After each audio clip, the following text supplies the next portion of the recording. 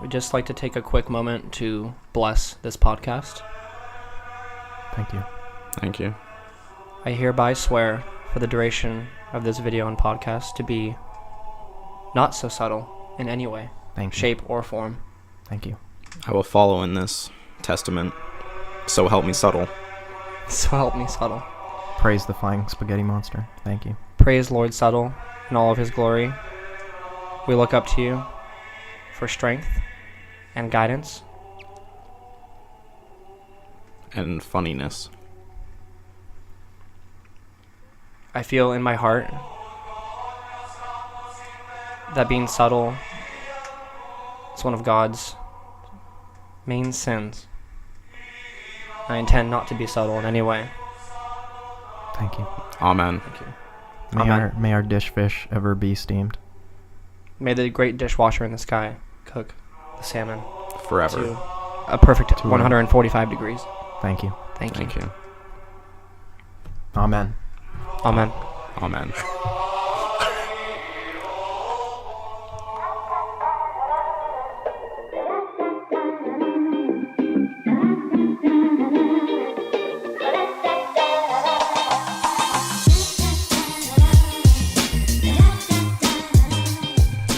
Hello and welcome to the Not So Subtle podcast. Joined here, coming live to you from Wembley Stadium, Liverpool, with me Aye, best aye. mates, Coulter Potter Aye, how's it going, governor? and Jordan Miller. Hello. I'm the American. Yeah, First of all, Wembley Stadium isn't in Liverpool. it doesn't matter if it's in Liverpool. That's part of the bit, alright? We're in the O2 Arena. Yeah, me and my mates gonna get some cheeky I'm Nando's sorry. here. I'm sorry. Yeah. Our fans across the pond are not going to listen sorry, to this. EU viewers. I'm actually really Viewers. sorry. What did you just... You know the EU? You can't. You know that's a tough spot for them. Yeah. Oh my god, did I just offend them again? I'm so Wow. sorry, dude. Oh my god, dude. Okay. Brexit was only like what? It's still I don't fresh. know. The wound is fresh. All right, guys. Welcome to Not So Subtle. Today we are bringing you our first real podcast. Hang on, Dane. I hear in the background all the trolls saying, wait, your first podcast, the first episode, what's that? That's not true because we have an episode 0. We have an episode 0, but this is episode 1. That's true. We're going to confuse everyone from the start. Sorry. Guys, we mentioned in the first episode that episode 0 was a prologue. Mm-hmm. So prologue and fugue, Yes, as thank you refer to it. Thank So you. now this is episode 1. It's not the first podcast. Mm-hmm. Ever. Let's make that clear. Well, this is the last podcast you'll ever need. That is true. So This is the number mean, one there's that. podcast ever. this didn't debut at number 1 on the iTunes charts. Yes, it did. So did it? Yep. I don't have to cut off my pinky. Dane, please show us your pinky. My pinky isn't both of my pinkies intact. are intact, and my pinky toe. I don't know So- about this. Wait, you're one pinky toe or do you have 2 pinky toes? Just my pinky toe. So Okay. we can get into that later. No, we won't. So what are we talking about today, guys? You know, I think we're going to talk a little bit about the usual stuff. Usual stuff: video games, movies, The pop culture. the pop cultures, the medias, Some of the Pop media. cultures. the memes, the pop cultures. The pop dolls. Well, I We have know some movie stuff. We Yeah, I have know some we video had. game So this week the Blade Runner 2049 trailer dropped. Yeah. Probably gonna. Oh yeah. Woo. Probably gonna I talk love about Blade that Runner. for a little bit, and then Guardians of the Galaxy 2. It's a small indie film that came out to little applause this week. Little applause. Yeah. Yeah, Really it's- flew under the radar. I think it's only playing at small art house cinemas, Indeed. so we may or may not talk about that. It's not that big of a deal. Got some Overwatch stuff in here, some Far Cry 5 leaks. Been playing a little Prey, and then we have some Dish Fish Well, we have Updates? an explanation. Yeah, an update, if you will. update. Yeah, and then we'll see where that takes us. But that's the agenda for today, It's going guys. to take us straight into the dishwasher. The dishwasher. Or cleaning up. Speaking of the dishwasher, Go on. I now know why one would cook fish in a dishwasher as opposed to an oven. It upsets me that you are just now knowing this and not before Hey, you ate the fish. Look, it was presented to me. My mom said it was cooked in a dishwasher. I didn't ask questions. Listen, you trust I your just mom. ate it. That's fair. I trusted my mom's cooking. I ate the salmon. It was great. Thank you, Mom. Salmon's great. Mom, if you're listening, Well, which I that's hope an- you are, the salmon was great. Dane's So mother you're probably mentioning that off the cuff. You didn't necessarily have all the pros and cons weighed out in your brain when you brought that up. I didn't. That's fair. It was we were talking about Thanksgiving dinner, and then that made me think of weird No, we were talking about Alton Brown doing weird cooking experiments, and then I was like, oh, okay, yeah, cooking fish in a dishwasher, that's pretty weird. So, very quickly, why would super you have quickly. it? So I asked my mom, and she said that the main reason she gave, well, one of them was that if you cook it in the dishwasher, it is just as good as cooking in the oven or any other form because it's so hot and warm in the dishwasher that it just essentially steams the fish. Yeah. So Cooks I mean, it it's to a not healthy like temperature. yeah, it's just I mean the fish still cooks the same, so it's still good salmon to eat. You can still eat it. But then the other cool thing that we heard was that it doesn't make your house smell like fish. You don't want your house smelling like Pike Place, do you? What if your house already smells like fish? Then I Does putting the fish in the dishwasher eliminate the smell? It would help your house not smell more like fish. Okay, that's good enough for me. Yeah. So that's really all We're I having got. salmon tonight, boys. Convinced. That's really all I got. So if you ever want to cook salmon in a dishwasher, you're gonna get a few benefits. Don't out do of it. It's Call still gonna taste Dane. good. You should still check to make sure that it's a perfect 145 degrees. Use your meat thermometer. Stick it use in your- I there. think it might be Yeah, 165. just stick your meat stick Actually, in it there. depends on the type of meat. Beef, chicken. I remember. all I remember are at that it was different 145 temperatures. degrees. So please, everyone out there, take your meat stick and shove it in that slab of meat. All right, Dr. Salmon. Dr. Salmon. Okay, I just want to get that out of the way because I'm sure everyone was dying to know why you would cook your. Thank you so much. I sure for as that. hell was. Alrighty. What do we got? What's next? What's next? So, the question that we left everyone with at the end of last podcast was, what was your most influential movie? Yeah, that's a big question. It is. Do you guys have an answer? I think I do. A bit of one. I have one that I think counts, but let's start with Dane because he seems to know. This was your question? It'll be your It answer. was my question. Hurry Okay. it up. I mean, mine's pretty quick. I was actually stuck between two, so I will just briefly mention two. So one of them is The Princess Bride. I Never seen it. That's not true. I've never told a lie. You've never seen The Princess Bride. No, I've seen very few movies in general, so. I have seen a lot of movies. That's not true. I don't know why I'm lying to you guys. I don't watch that many movies, I'll be honest. Okay, Coulter, have you seen The Princess Bride? Yes. Okay. Do you I like remember, it? okay, so I remember a story in elementary school. I heard about this movie from you because you said you really liked it. Dude, it's so good. And as a young boyman, I was like, Princess Bride, I don't know about What is it about that. princesses and fairies? That sounds a little princess. This is a Disney movie? Boom. I'm sorry, Disney fans. That sounds innocent and fun, all of which I don't like. No. So, please. I had a bias against it, but then I watched it, and it was quite good. It's It a was good movie. It was an adventure fantasy romp. It really is. I feel like I've heard, like, Inigo Montoya. Is that the line? My name is Inigo Montoya. You killed my father. Prepare to die. I feel like I'm really Racist. watching it. That was not a great impersonation, but it's a good line. I don't know. I've never heard it, So yeah, the movie for me was influential because for me, you know, like you probably have them. It was that movie that when you're home sick from school or like when you just don't have anything else to watch or you've watched all your other VHS tapes. If you've watched all your other VHS what are tapes, those? you know you're a 90s kid if you watch Princess Bride on VHS. No, so I watched that a lot, and it was a standby for sure. Like, if I was home from school or if nothing else was on or whatever, I just pop in The Princess Bride. It's always fun. And it's cool because it starts... I think the way it's set up is that it's like a grandpa, like a grampy, telling a story to his grandchild. That's correct. Okay. Yeah. And he's not. He's uneasy about it too at the beginning. He's like, "Is this gonna be like a kissy story, like a romance story, or something like that?" And then he's like, no. he turns his he changes his opinion. And you question if the story is being like altered as it goes. The unreliable narrator. Well, I don't know if that's a part of it, but you could argue that could be included. Mm-hmm. But anyway, it's really awesome because it has like swashbuckling action. It has humor. There's a lot of classic scenes in there. Yeah. Like there's a swamp scene that's pretty frightening. That like as a child was definitely a little disturbing. There's like this in like a drinking game or like interrogation scene involving poison. That's like a classic scene. A quick side. Is the swamp scene more scary or less scary than the swamp-ish scene from Neverending Story? I think it's probably on the same level, but I haven't seen Neverending Story in a long time. So Hang on. I can't. Have you ever seen I Neverending have. Story? I have. You have. Coulter, have you? No. That movie also reminds me of.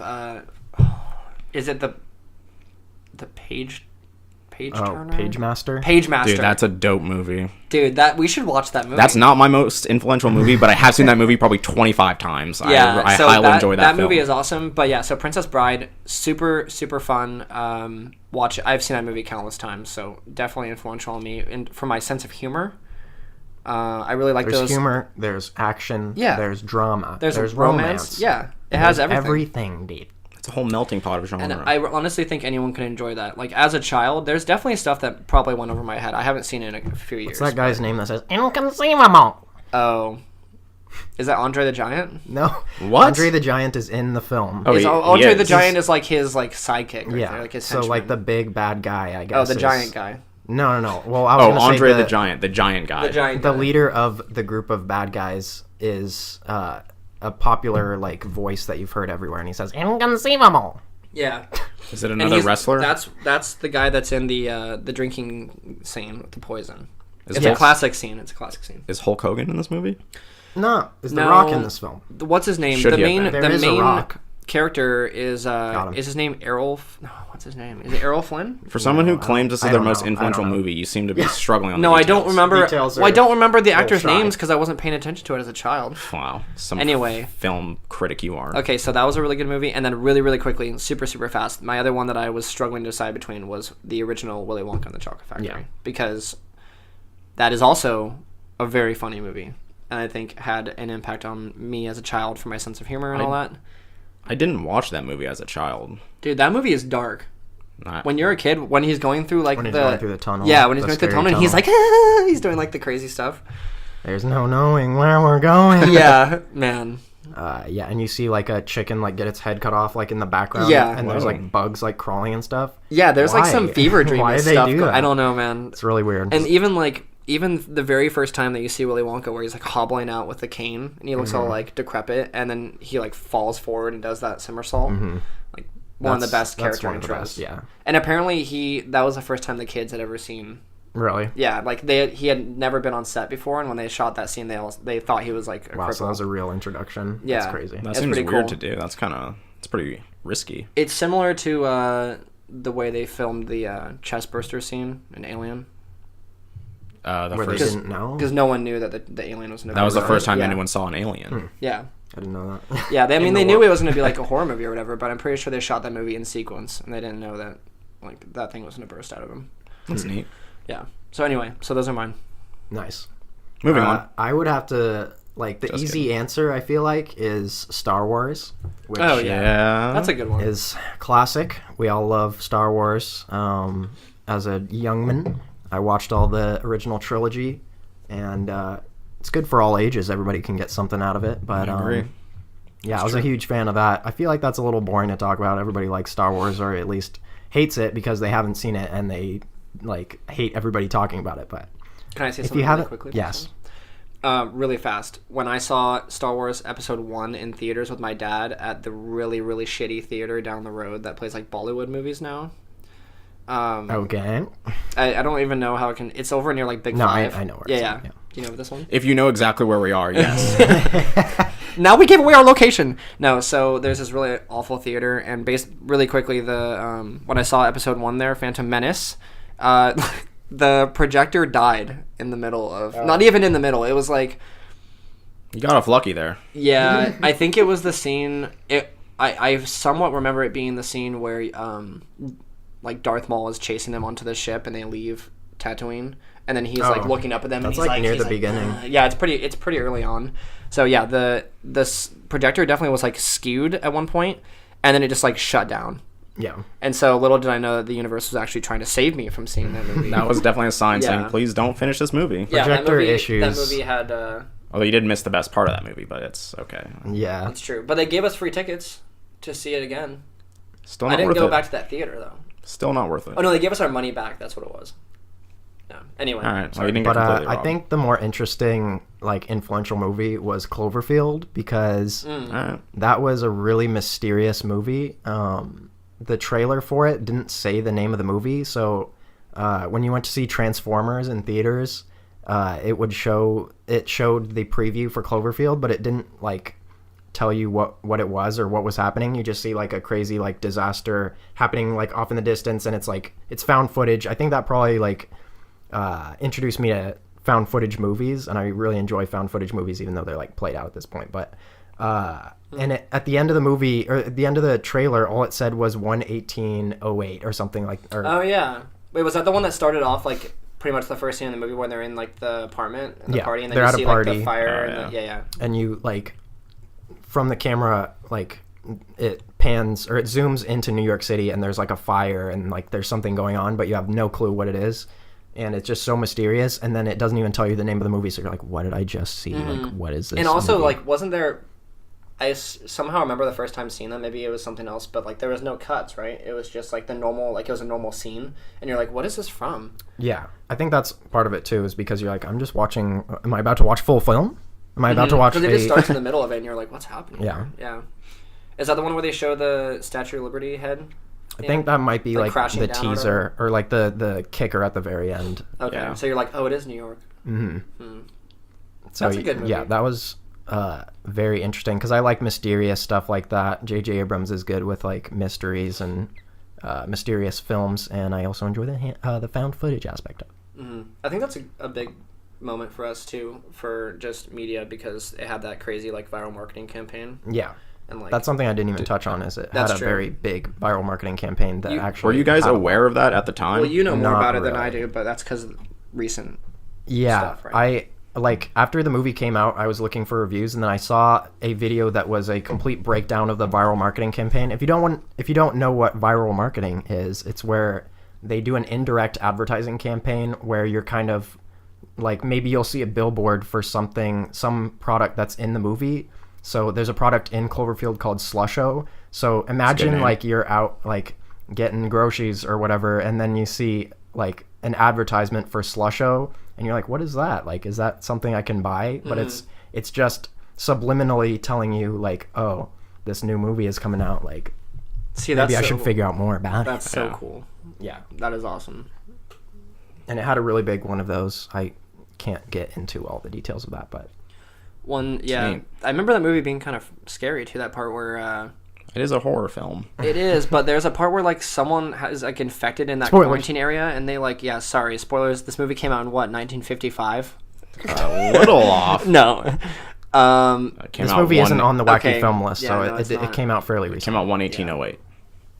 That's probably true.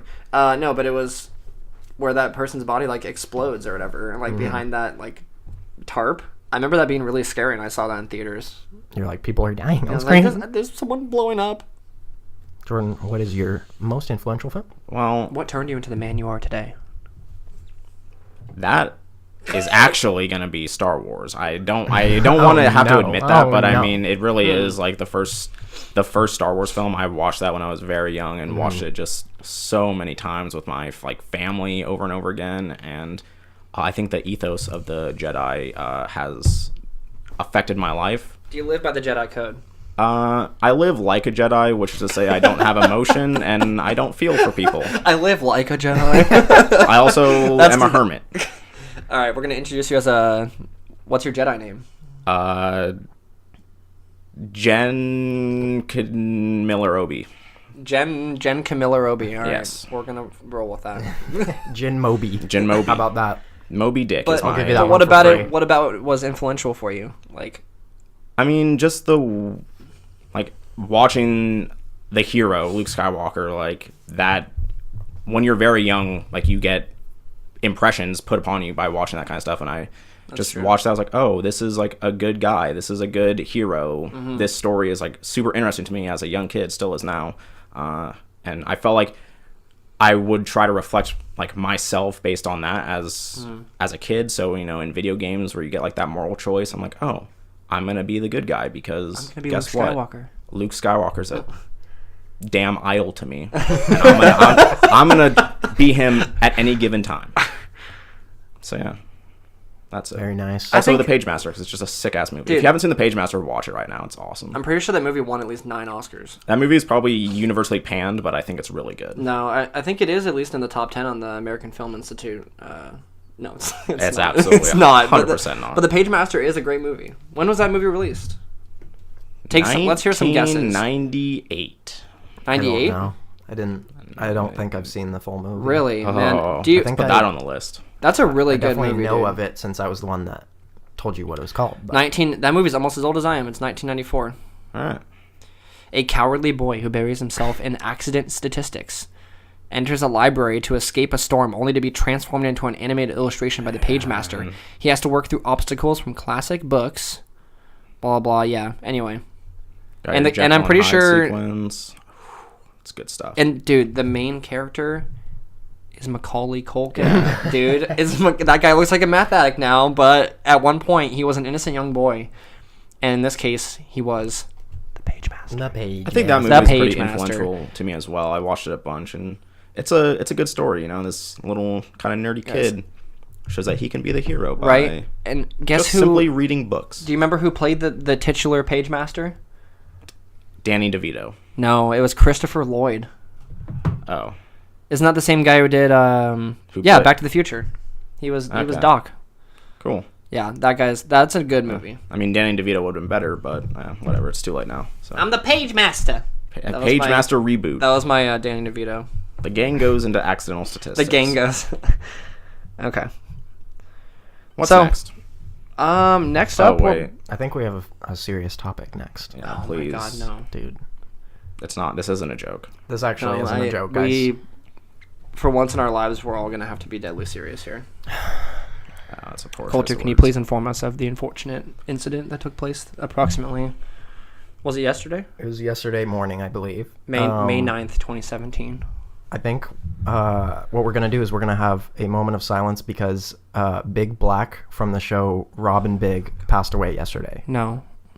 And this is for reals. This isn't actually a joke. This is actually for reals. He did. And it is Watch the pretty video sad. version So of this podcast. You will see us. I'm deadly serious right now. I'm crying. So can we have a moment of silence, please? Thank you.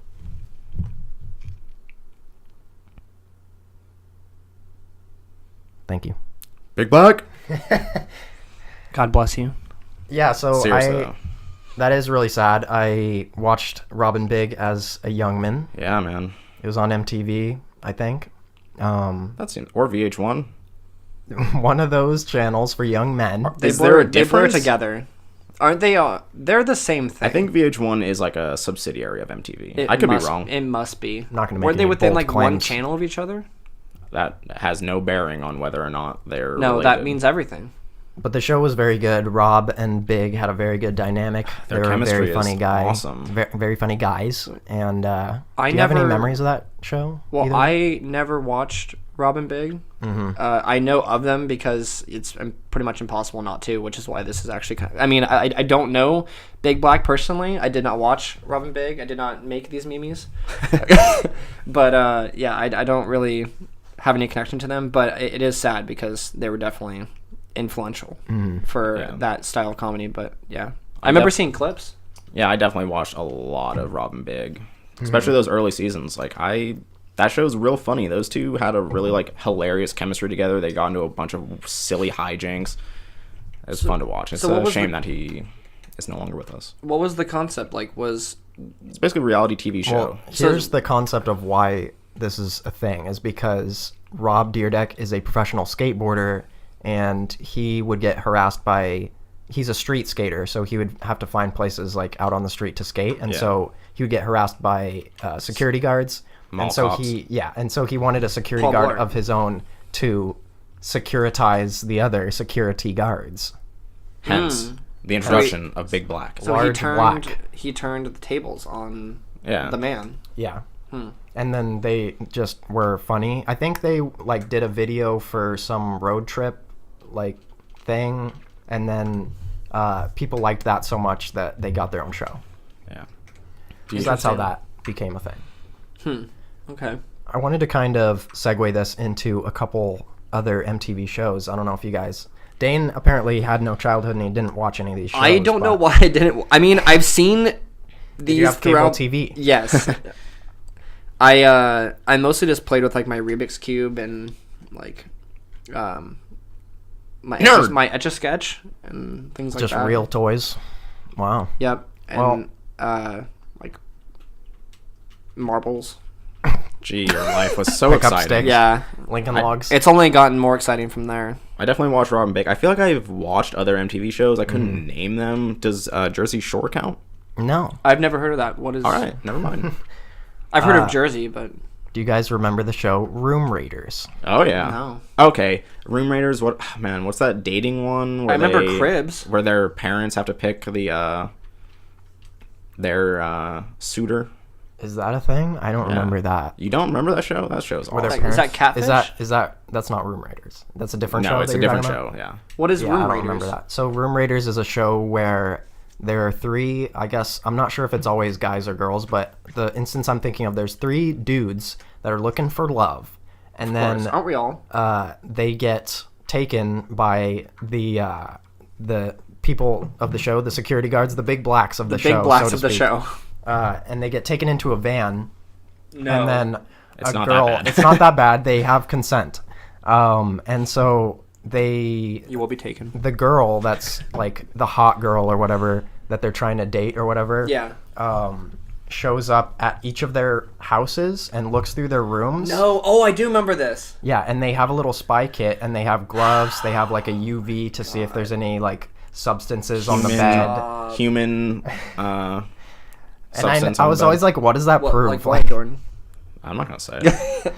Okay, I we do. haven't I do reached that remember. part. You guys know what we're talking about. but It I'm not hasn't gonna gotten say late enough in the podcast to start like getting into the bodily fluids. Right. But, It's not after dark You yet. can find that on our bodily fluid cast. Not so subtle after dark. So the girl would have to make a decision about which boy she would want to go out with based Boy. on the room Yeah. and the quality of what was in the room and what she thought would be a So good partner. So they had no idea that she was going to go through their I rooms. mean, they had She no knows idea that- in a or they reality know. TV show sense. They had no Yeah. idea. No, I know, but They yeah, try to in set the it up like in that. the setup of the. Yeah. I think Okay. that they know that she's going to do that, but I think they maybe just don't have a lot of time. Like, they Yeah. don't know exactly when the guys are going to They come. just to come pick like, them all up. right, leave. You can't touch anything. You Yeah. have to get in the van. Yeah, they Get in the abduct van. them. Oh, okay. And then they just take Man. them. Which is really weird for, like, the neighbors or whatever. It's like, our neighbor's getting abducted. Like, should we do yeah. something? These guys are There's just being pulled into the van There's right a now. black panel van outside, and they just got pulled into it. What's going on over there? That was a good show. Yeah, and I recently looked it up on YouTube, and I think there's a clip, like the first clip, if you look up Room Raiders, is like Beauty and the Geeks. So my there's God. three Oh, yeah. nerds that like get taken, get taken. They you're get gonna be taken. You This will is be taken. This is the premise for Taken 4. Yeah, and so Coming soon. they all have like nerdy stuff in their rooms, and she's like super hot at the time or whatever. At like, the time. She Well, isn't she's now. wearing like all '90s like denim, like. Yeah. Oh yeah, that's But So fucking yeah, she's sad. like a valley girl or whatever. But I'm not here to judge. it's a non-judging. But you podcast. will. No.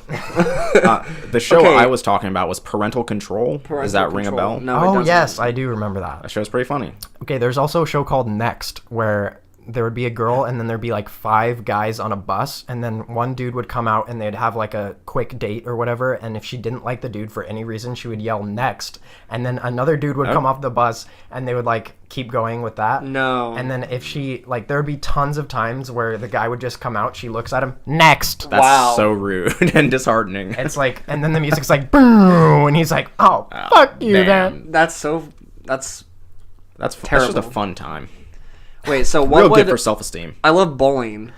No. What would happen if? Okay. No. That's bowling.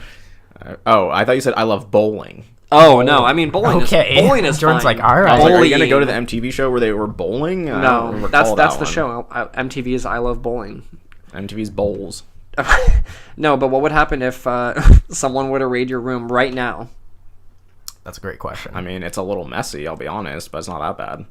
I mean, I don't have like porn stashed under my bed or anything. I This mean, is that's 2017. what you would what are say gonna on a, find that's in what there? you would say on a podcast. You can find my stash of cool You wouldn't comic admit books. to having porn on a podcast. You can but find there my might be comic something books on there. and Gundam gunplay figures on the wall, Man, nicely arranged. if a girl or a boy or anyone who identifies as anything under the sun were to walk, because I'm all inclusive, I don't want to alienate anyone. That's If anyone very were to walk good into of- my room right now, they'd be like, "Wow, he Is has a a lot goddamn of." slob. They would see, "Wow, this guy. Like, does anyone live here? Is anyone alive? Like that lives in this room?" They would probably see my extensive collection of anime figures and have my an opinion for sure my on my that. pop figures, and they'd be like, "Damn, like Sorry, what'd you call them? pop figures." They're dolls. We're gonna get into Funko Pop figures a lot on this podcast. Funko Yeah. Pop dolls. Brace I yourself. do collect Funko Pop figures, so I mean, anyone who didn't So would do go I. in there. If Jordan's the odd man if out. someone did collect Funko Pop figures and they walked in my room, they'd be like, "Damn, this guy has a sick collection, dude." But then, "Dude, it's fucking sick, dude." But then, And then they if walk anyone in, else walked in there, they'd be like, "Why are these ugly ass dolls lined yeah, up on they'd this be like, shelf? "Why are these dolls just chilling in this room?" Look at these dumb. This one's called Dorbs. That's stupid. Look. Dorbs. Look, I have an extensive collection. Sorry about that. Anyway, Actually, if someone came in my room, depending on the time of well, day, they find a body. No, they would find sometimes my dog. When I like get up in the morning, he or the other dog, Sam and May are my dogs. Sam and May. One or both of them will sometimes just go into my bedroom and then just get under my covers, and I'll get out of the shower and go in there, and I'll sit down on my bed. And they're But you'll just sit sitting on a there. dog. I won't sit on them because I know. So I lift up the cover and I'm like, "Are you guys in there?"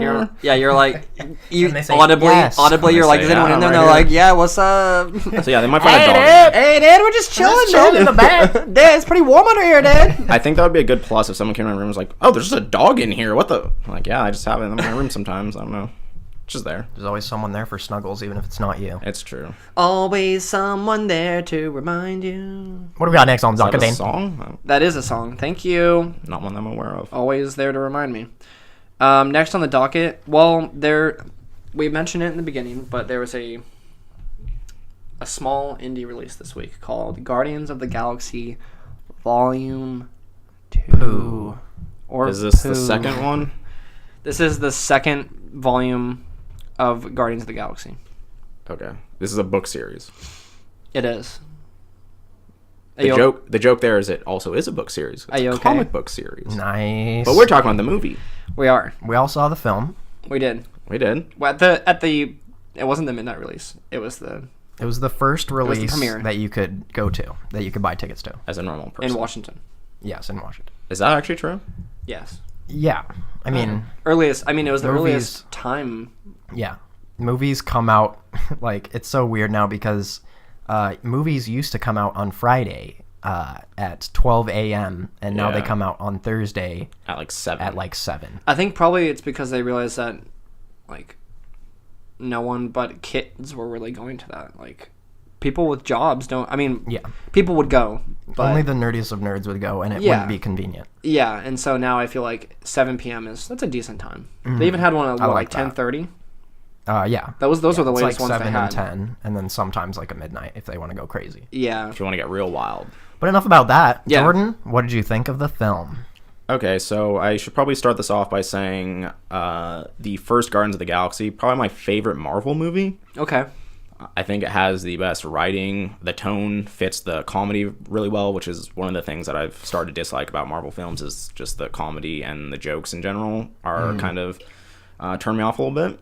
But I think the humor works really well, and so I was pretty excited for this one. I didn't really watch the trailers or anything because I don't want to spoil it. So I came into this one not knowing much about it. I left the movie feeling that the first one is significantly better and is Yeah. a more prominent Marvel film. I'd agree with that. This one, to me, but I don't want to get into like the story details and spoil it for people. It's still relatively new, but Yeah, let's keep this spoiler free. yeah, like the For the most pacing part. of the movie is super fast, and it felt like they kind of are trying to tell 3 separate stories in there, and none of them really conclude well. And for a film called Guardians of the Galaxy, I didn't feel there was a threat to the galaxy until the last like not 5 minutes, that's an exaggeration, but, 20 like, the last minutes. 30 minutes of the Yeah. film is when they finally like reveal the huge villain. And also that that villain didn't feel super intimidating to me because he didn't, like, when he is revealed, he's not like trying to, it's not a huge global, like, universal attack on everywhere. No one knows who he is. No one has any idea that the Guardians are saving them right now. Whereas in the first film, there's a huge galactic threat coming in, and everyone knows what the Guardians are doing at that point. This one felt very small in scale compared to what I felt it could have done. That's true. And I mean, they did constantly show Ronan throughout the first one, and he was present throughout the whole movie. But I also feel that he wasn't the high point of the first movie either. Like, no one will really remember Guardians because of... I'm not saying that makes this excusable, but the first villain was not that great. Like, Marvel gets criticized for its villains a lot. And that's fair. I mean, yes. Especially recently. But yeah, that does make sense. Yeah, and I don't know, a lot of the... I actually thought it was a pretty funny film. Yeah, the humor landed. The writing was still pretty sharp most of the parts. There was a couple, like, character interactions in there between Gamora and her sister. I wasn't a huge fan of that dynamic going on. It felt really forced a lot of the time. Yeah. Probably the weakest dynamic of the movie, but it's still good. It's still fine, but I felt a little cringy to me at some points between them. It felt like, for me, they tried to land a lot of... either fit in a lot of dramatic scenes or capitalize on some of them, but it felt a little, like, shoehorned in. Yeah. And that they... I don't know. There were some tender moments in the first one, too, but they weren't as prominent in the grand scheme of things. I felt like this movie had more character development, which I like. It did, but I felt like it was so spaced out. Like, did you guys feel that the Guardians... they were almost not together the entire movie? Like, well, no, they were split up for a lot of the time. I also want to try to... I don't want to say much about it, but... I mean, I don't know if that's necessarily a spoiler. They're not all together throughout the whole movie. That's not... I'm not going to get into it, but... yeah. I felt like that detracts from the movie because they're dynamic together in the first one. When they're all together is really good, and there's a lot of, like, cool moments of them working together and fighting, but this one didn't quite have that for me. Yeah. Yeah. I kind of agree with that. Did you, like, not comparing it to the first one, did you enjoy it? Like, I just did. As a movie? It was a fun film. I think this is a fun movie and a good one, and everyone should probably watch it. I think the first one is actually a great movie. And I would argue that the first one is a good film. Yeah. Like, outside of the Marvel right. universe, I think you could sit down and watch that movie and you would have a blast with it. Regardless of the first one being a Marvel movie, you should watch it because it's a fun kind of just space action movie. Yeah. This one is fun, but also probably a lot more fun if you like Marvel. Mm-hmm. Yeah, and they even go pretty hard on some of the more, like, obscure aspects of probably even, like, because there was a lot of stuff in there that they probably referenced from Guardians of the Galaxy lore and books and stuff, and, like, deep Marvel like corners of the universe that I did not know at all, like, which is fine. But the first one I felt like was it felt like it had more heart to it, and it also felt a lot more like methodical, I guess. I don't really know if that's the right word. It felt more cohesive. Yeah. Which is, I mean, they're both good, but... Yeah, I think that the style and humor of this movie is definitely upped. Like, they upped the ante from the previous movie. Yeah. Oh, yeah. Some ways, like, a lot of the times for the better, but sometimes not as much, because it's like some of the jokes were juvenile. Like, some of the jokes were basically for kids, and, like, a lot of the stuff Drax says is, like, really... okay, like, maybe this is for the Chinese audience that can't actually understand, like... Some of it's really... I find Drax to be funny because his deadpan humor is kind of funny to me. I didn't mean that because of who the Chinese are. I meant because of the language barrier. That's a good clarification. I get it. But yeah, he's funny, but also his shtick wears on me a little bit. Yeah, I do think Batista's delivery is still pretty good. Yeah. Like, he was definitely a standout, I think. Yeah, most of the time he was really good. Sometimes it was, like, you know... not the best. That's how I felt about the whole movie, pretty much. Most of the time, it's pretty good, but there are a few times where I'm just like, there's so many swings that there's going to be misses. Yeah, and I think the defining moments of this movie for me, or the defining features, are probably, like, the style, like the way it's shot, very colorful. Mm-hmm. Like, it's still a really solid film. Like, technically, it's great. There's a lot of, like, practical effects, a lot of, like, makeup and, like, you know, hairstyling and crazy stuff going on. So it's definitely entertaining to watch, and you can definitely appreciate the artistry that went into it. But there's something about it that feels just a little more. It feels very like more Hollywood directed. I was about to say that. It feels like, and I don't think this is the case because I think they gave James Gunn like free reign with most of the stuff, but I feel like it could have potentially been like would have had like the boardroom effect of people being like, we need to have explosions and like, I feel like that's just gonna happen with Marvel, like and Disney, they don't want to lose money. They're gonna play it a little bit safe, and that's what this movie felt like to me. Is it's a little bit too safe. The first one was really unique. This one not as big of a step like in a unique direction as the first one. Yeah, I think this is a good Marvel movie. I think what you said was great. Like, it's a good Marvel movie. Not my favorite Marvel movie. Yeah. But doesn't feel like it could stand with Guardians in terms of like Guardians 1 being a good film, a good movie, and a good piece of the MCU. How they had like, and this one, maybe I'm just crazy or didn't understand like the after credit scenes, but I feel like this one didn't really pertain to the rest of the universe all that much. Like, there was no mention of Infinity Stones. There was no hint at them like joining the Avengers. There's no setup for like a big thing, which is fine because I don't want. They did mention Infinity Stones, but not like in terms of gathering more or like in a forward direction. It was a backward direction. They were talking about like, oh, you held an Infinity Stone, right? So they still like are acknowledging that in the universe, but they didn't do anything. And again, I don't need them every movie to be like, hey, you know, nudge nudge, wink wink, get ready for Guardians 3, which we know is coming, or like they don't need to say like, I can't wait to meet Tony Stark or something obvious like that. But I feel like they could have done something where, you know, like in the next Thor movie or in the next, you know, movie before Avengers, we can call back to it and be like, oh yeah, that's gonna play into like Thanos or whatever it is. Like, they didn't do anything like that, which is fine. But I think I probably liked the movie more than you guys by a little bit. I think that we've been saying a lot of critical things, but when it comes down to it, this was a very good movie in terms of visuals, in terms of like characters. This is a more character-driven movie than like most action movies that we have. There were still emotional moments. I felt for the characters and I like related to them. How did you feel about Chris Pratt's abs? Fantastic. They had to have a shot of that, didn't they? Fantastic. He was wearing a very tight shirt. They weren't glistening quite as much as they did in the first movie after he was sprayed down with that stuff in the prison, but that's okay. He got a little lazy. I mean, he's been having a lot of money. He doesn't need to work out as much. He's been chubbing up a little bit. Anymore. He's been chubbing up a little bit. Wow. No, he's not. Going back to Fat Pratt. We can't call him Fat Pratt because he looks like a fucking like Abercrombie model at this point. Sure. He's a handsome man. He is. Yeah, I don't want to be overly critical if it seems like I am. It's just because like that stuff is like stands out for me a little bit, but it doesn't. I'm still going to buy the movie. I'll still watch it multiple times. I probably won't see it 5 times in theaters like Guardians 1.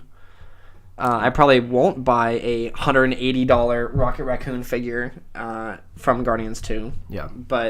And that's also why I'm being critical, because I really, really, really like the first Guardians movie. My criticism comes from a place of love and hope for improvement for the movie, because the first one is so good that I wanted this one to be as good, and if not didn't better. Quite live up to me. It's a little it is disappointing to me, but I still thought it was really good. Yeah, disappointing, not bad.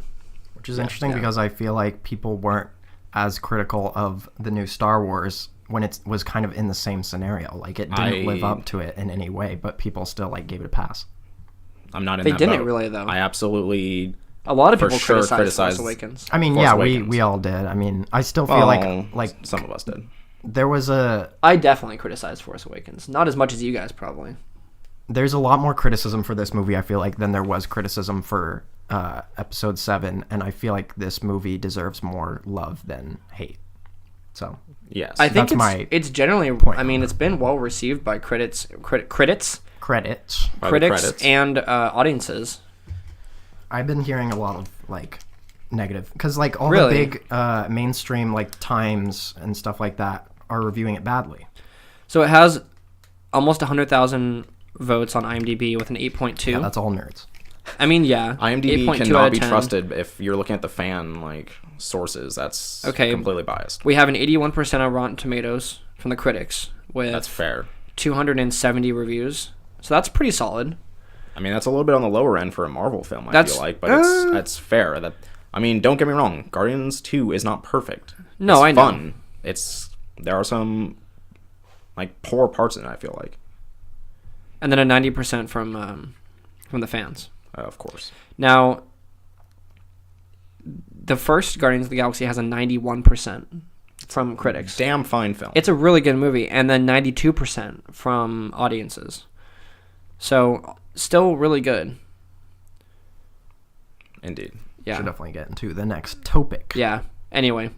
Go see Guardians. Yeah. Go see Guardians. It's a fun film. If you've already seen it, tweet at us.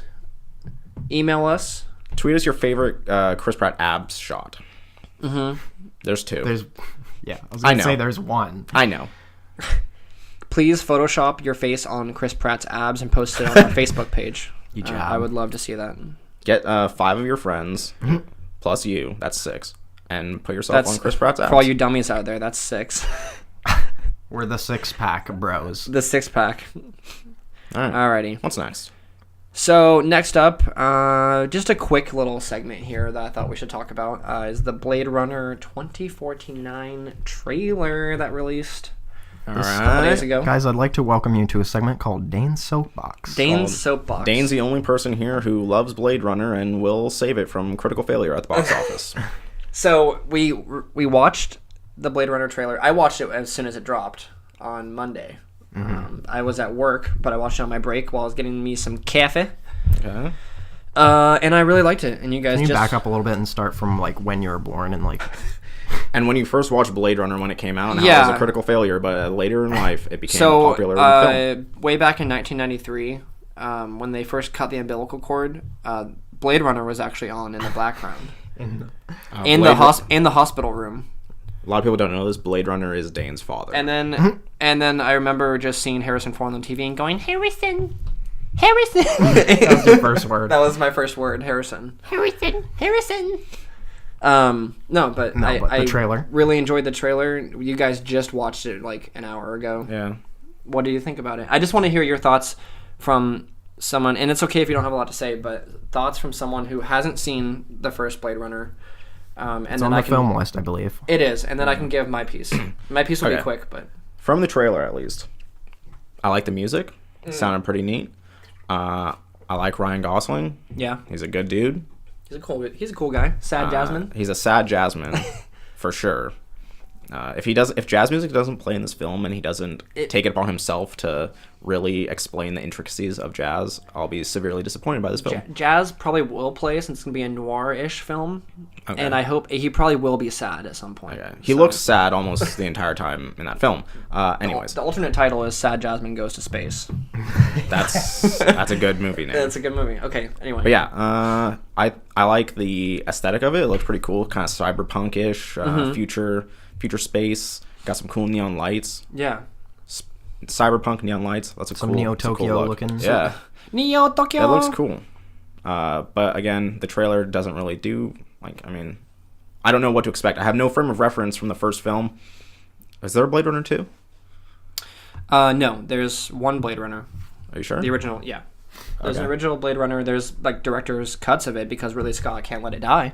Okay. But there's only one Blade Runner film. Yeah, but yeah, I don't know. It looks cool from the trailer. I, again, don't know too much about Blade Runners, so it's hard for me to go one way or the other. That's fair. I thought it looked the cinematography does look really good. It Yeah. looked a lot better than I thought it would. I originally wasn't really even going to watch this trailer, but upon first viewing, it looks very beautiful. All the shots look really truly good. beautiful. Dude. And yeah, I mean, the music is good too, so pretty much everything that you should get from the trailer, like visual and like music and like barely any plot, which is Yeah. good. I mean, that's a plus for me. As long as the less plot in the trailer, the better. Yeah, like I don't even know what a Blade Runner is, which is What? weird. A Blade Runner. I tell don't me what it care. I is. don't care. Okay. I don't want to know. Okay. I'll find out when Sad Jasmine explains it to me. Now Sad- begin the soapbox. When Sad Jasmine Goes to Space. Okay, my quick soapbox moment is that I feel like I really hope that people realize how like rare a pairing like this is for a movie, because we have the director Denis Villeneuve. Villeneuve. That's fine. I'm, They know I'm who you're so talking about. sorry, Denis. If that's your real name. It's a stage name. He is the director of Arrival, which I know we all watched and liked. It's a great film. If I'm not mistaken. One of my favorite movies of the year that it came out. I Yeah. think 2016. I agree. It was, last year. So, Arrival is an awesome movie. Really, really cool science fiction film. And then he also did Prisoners and a movie called Enemy. I haven't seen Enemy, but I did see Prisoners. And I really like that movie. He also did Sicario. If you guys have seen Sicario. All movies that I really enjoy. So he's a really successful director. Definitely like a visionary for sure, but he always has like great pairings with cinematographers, and his composer that he works with is Johan Johansson, I believe. Johann Sebastian Bach. Johann Sebastian Bach was risen from the dead via a resurrection spell. No, it's And Johann. how did it go? It's Johan Johansson. Hamburger. So Johan Johansson Hamburger is a Icelandic composer. Yeah, his middle name is Hamburger. He's an Icelandic composer, and he has done all of his movies. So the score is going to be awesome, like you mentioned, and some synth wave, some very I dig it. Yeah, it's super cool. They're trying to I think not mimic, but pay homage to the original Blade Runner soundtrack, which was done by Vangelis, I think. Van Halen? Not Van No Halen. relation?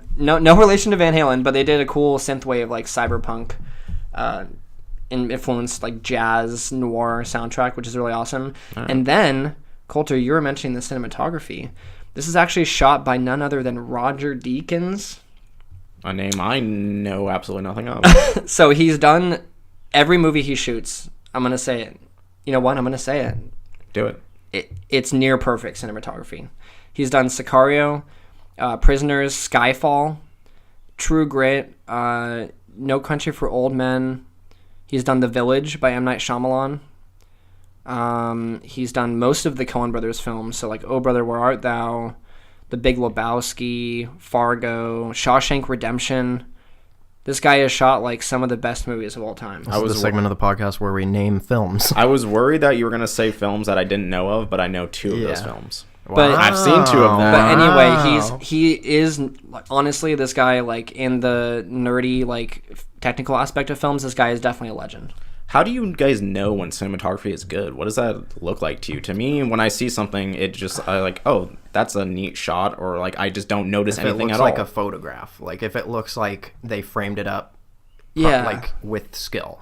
and like the lighting and like juxtaposition of like characters and like important objects or scenery, or there's a lot of, I mean, we could watch movies and I could point out stuff that like I'd prefer you not do that. no, but I mean, like you can't just say it on a podcast. You can't be like, oh, in minute 42 of like whatever movie, this shot is awesome. Like you'd have to point it out. But Okay, I just was curious. well, some cool stuff would be like in Sicario, there's a lot of use of, I think they shot that movie all in natural light, so all the scenes that are at night Or pitch black.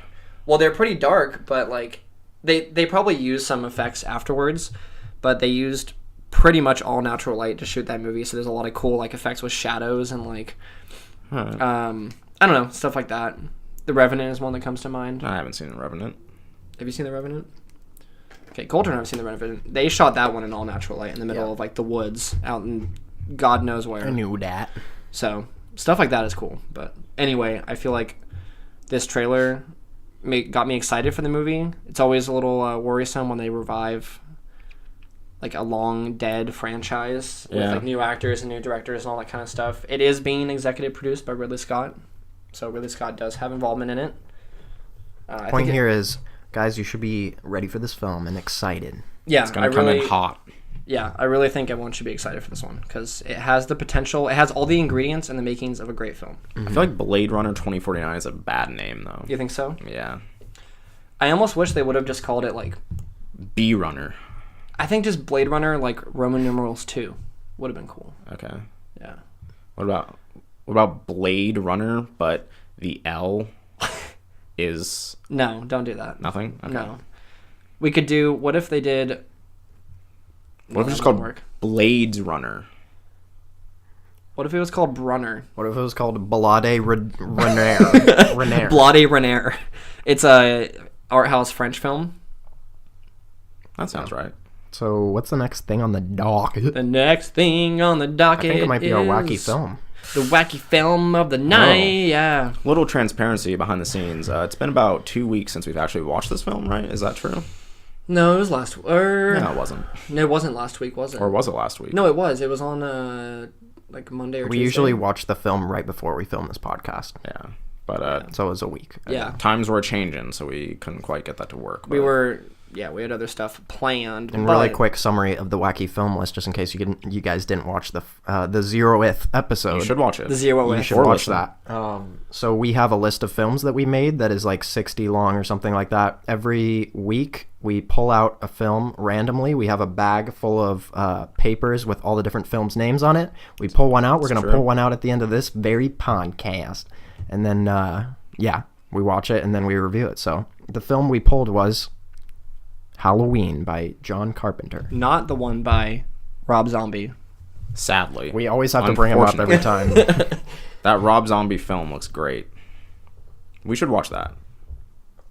We shouldn't. So, Jordan, how did you feel about Halloween? Well, it would be an understatement to say I hated it. Really? I just didn't like that movie at all, honestly. Nothing about it really worked for me. You said it would be an understatement to say you hated it. So you Yes. despised this I film. absolutely hated the film. Oh my God. More Damn. than like any... No, it's Of not the that other I hated films it. you've It just watched? bored me. It wasn't scary to me. The music got comical. Like It was the comical, theme, yeah. maybe it was fine at the time when you play that theme every time Michael Myers appears, but doing it seriously that's- every single time, it's a joke. It's like, oh, okay, the theme, Halloween theme's playing again. Yeah. He's gonna be here, standing in a bush and doing that Homer Simpson gif where he just slides back into the bush. He did the Homer Simpson quite a few times, I won't lie. This was one of the first teen slasher movies. It has Michael Myers as... Not Mike Myers, as Shrek. But... It has Shrek as Michael Myers in his starring appearance. This movie would be exponentially better if he was wearing a Shrek mask instead of a If he Michael takes Myers. off the this mask, movie- it's just Shrek. If this underneath. movie was made in modern times, not by Rob Zombie, it would have had a Shrek mask. I don't know about that. No, I'm confident with that. Thank you. But his name is Michael Myers, the name of the killer in the movie. And Not to you be may confused have, with Austin Powers. you may have heard of it. Austin Powers. I don't know why. Austin Powers is the killer in this movie. Yeah. Mike Myers. What did you think about this movie, Dave? I was a little underwhelmed by it, admittedly, because I had really high hopes for it going in. As it was the first was it the first slasher? I didn't want to say first. I was going to say like one of the earliest. Yeah, okay, so one of the early... Before Nightmare on Elm Street, before Friday the 13th. Okay, so I know that they had some fun technical stuff where it was the first use of like Steadicam and that opening shot where like little baby Michael has his knife and he puts on the mask and like that kind of stuff was a little unnerving. That's definitely a small child in that, and not a huge man with a I know very there fake was stabbing motion. yeah, there was definitely some moments in there where you're like, is that really a kid with a camera with a Little knife? baby Brett Michaels. Yeah, Brett Brett Michaels. Michaels. Yeah, little baby Brett Michaels was on his way to his first Poison concert. He just wanted Thank to you for knowing murder who his Bret sister on the Michaels way is. there. No, I liked it for the most part. I think there was a lot of moments, or not a lot, I should say. There's a few moments that were genuinely disturbing. Like there's one part in the beginning where a young Jamie Lee Curtis who looks like she's 45 years old is That's unfair to Jamie Lee Curtis, I'm sorry, she looks older than but not untrue. she looks older than 20. She was apparently 20 in this movie. She was. She looks she like has she's a like deep 40. voice Yeah, and, she's like, like, hey, like I'm don't.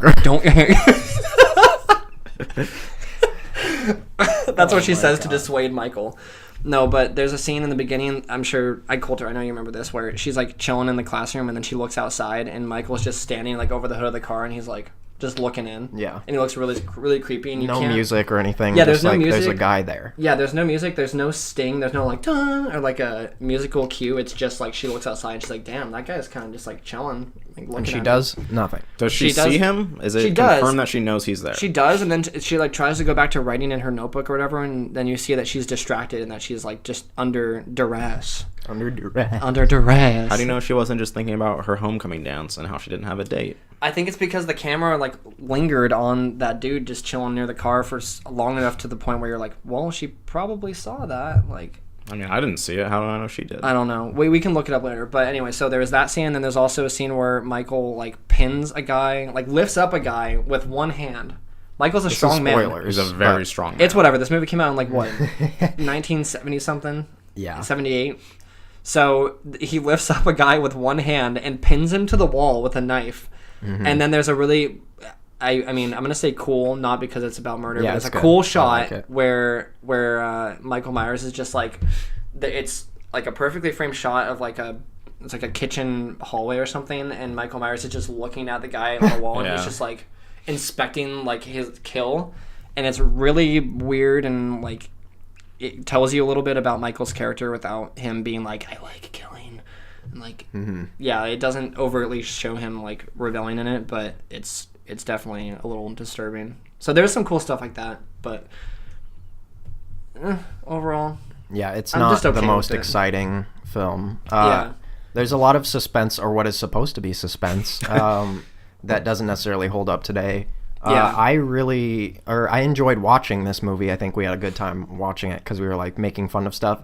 And I think Yeah. it's just fun. Like, that was the beginnings of this genre where now you're just watching like these kids that are like running away from like a bad guy. That's just always fun to watch. And it was the beginning of that. So we were just like making fun of it the whole time and saying like, oh no, don't do that, like hide the kids. yeah, what are you doing? Like, don't go in the car. Yeah, like stuff like that. It is fun to watch. Yeah. It's fun to watch with people. I don't know if I would have enjoyed that movie as much. Admittedly, I didn't enjoy it very much with you guys. I mean, I think it was just slow in some parts, or not slow. It's slow. It was just Also, I got just it absolutely killed me, if you will, when Michael Myers just for some reason finally decides that he can't actually kill someone. Like at every point previously in the movie when he kills someone, he does not miss. He doesn't make a mistake. He just kills them, stabs them. Oh, they're done. They're done. Of course, Jamie Lee Curtis has the largest plot armor in the world. It's 18 inches thick, and he's just I cut your shirt. Whoops. Oh, I couldn't kill you. just Whoops. missed. yeah. And then the multiple times where she just like thinks she killed him, and then it's just like, I guess I'll just sit next to his dead body and just sit here and be a trope. I heard a rumor though that like, or a theory, I guess, that something about Jamie Lee Curtis, like it's pretty much plot armor is really what it boils down to. There's something that protected her from Michael Myers. It's pretty. She was using the Force, guys. No, she. Her midichlorian account was incredible. Yeah, it was ridiculous. She is the chosen one, but no, I think what I heard was that there was something about like her aura or like her character or something or like that. Michael like didn't have sympathy for, but found himself like hard. He found it hard to kill her or something. I don't know. He found himself hard. He found himself hard, and then it distracted him. The Halloween story. Yeah. No, I don't know. It's something involving the fact that like something There might about be her. some reason. Yeah, why something he where like sucked. he like was distracted or felt like he. He wasn't feeling himself. Because deep Yeah. in his He'd heart, already he killed like 5 people. He actually loves Jamie Lee Curtis. Yeah, that might be what it was, or maybe he was just really hungry. He's like, I love you, old young lady. This, I love you, 20-year-old who sounds like a 45-year-old. That's her- It's unfair. There's to a her. lot of I'm judging sorry, in this dude. episode. I'm sorry. I'm sorry, but Jamie Lee Curtis is a fantastic woman. she's a great actress. Freaky nothing Friday, wrong great with film. Jamie Lee Curtis. I'm just Princess saying. Diaries, wasn't Princess. she in that? No, that was Dame Judi. Oh, Dench. you're right. I think. Damie Lee Curtis. Damie Dench Curtis. Okay. Yeah. Yeah, so, I mean, we all were okay with it, but... no. Yeah, it just. mean, I feel like it's another Jordan instance. despised it, but- Yeah, Jordan hated it with every fiber of his being. And listen, this podcast about not being subtle. I'm not going to be subtle in my dislike for the movie. No, and that's fair. But it wasn't the worst movie you've ever seen. That's damn close. Tell you that. No, There's get nothing out. There's nothing wrong like with the movie on a qualitative level, like Yes, at the there is. time. No, there's Like, not. At the time, it's not that time anymore. I'm sorry. I respect can't. it. In your opinion, You though. I can't. respect in it your at that opinion, it's time. bad. I don't know if you can Jordan, say it's an Jordan, objectively get the bad fuck film. out. Get the fuck out right now. No, If get you're a the fuck out critic, right now. please watch this film and write in. Give me your objective opinion, as critics usually do, and tell me if you like this film now or Give not. me your All right. critique. Critique as you do. Okay. Well, I think that wraps up for Halloween.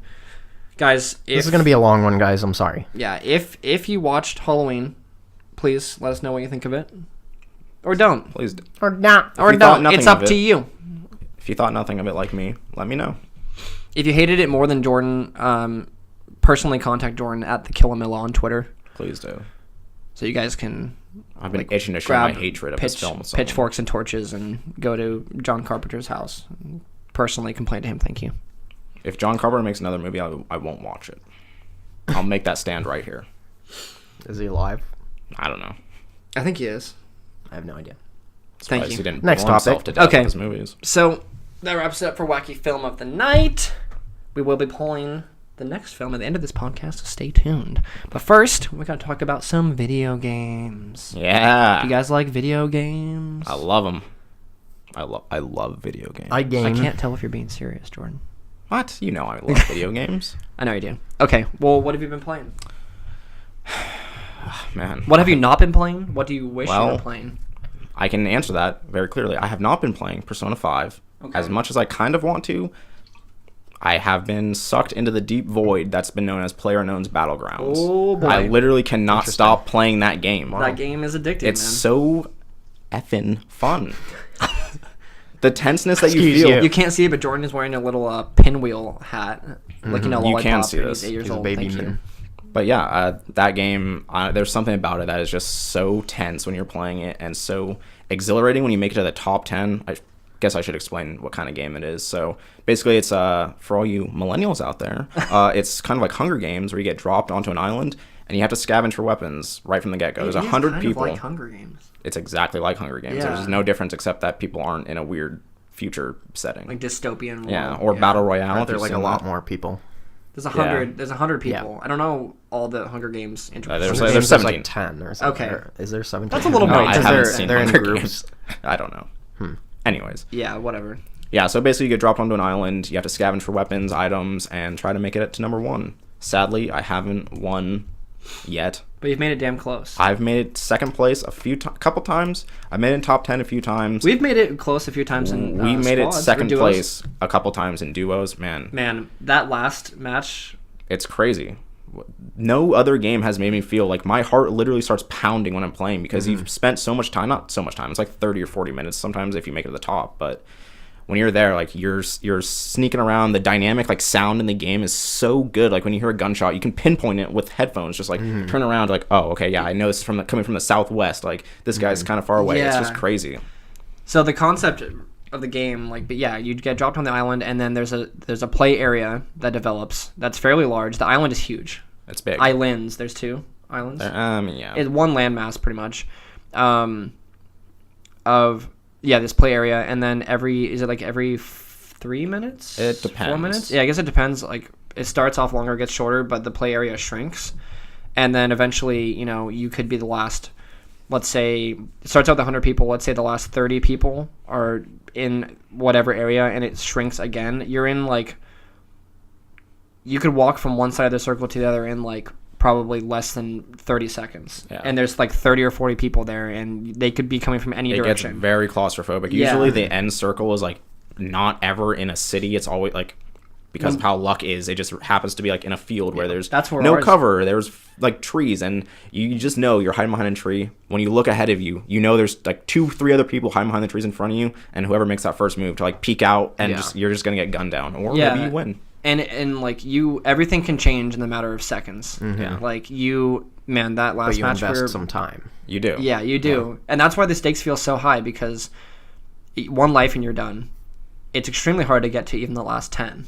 The stakes feel high like as you progress through it. So when you start, there's 100 people. You drop in. If you die right there, it's kind of like, oh shit, I sucked right there. But you just get Yeah, back like in. I fucked up. When you make it to the top 10, you start being like, okay, I'm not gonna move. Like I'm gonna move super slowly. I'm gonna start crawling to the ground. I'm gonna listen all around me for people. Like, oh, was that a movement up ahead? Or was that just a bush? It's usually a bush. Sometimes it's a person. And it can't definitely tell. it definitely pushes like Can't tell. it definitely it's so engaging, it's so immersive because like that last match we were playing where we got, I think it was the one where we got second place. We were in like a little like hut essentially that was like next to another house, but then next to us was the big field where the circle ended up being, and we were in the corner of like there's like a long house, and we were in either corner, and then there's 2 windows and like 2 doorways, and then gunshots were just popping off around us, and there was like people there was a battle going on between like the doorway and the window, and people were shooting at each other. There's a guy like coming up from the hill that was like trying to shoot the guy in the house next to us, and then we were both just like, okay, I'll watch this side, you watch this side, and then just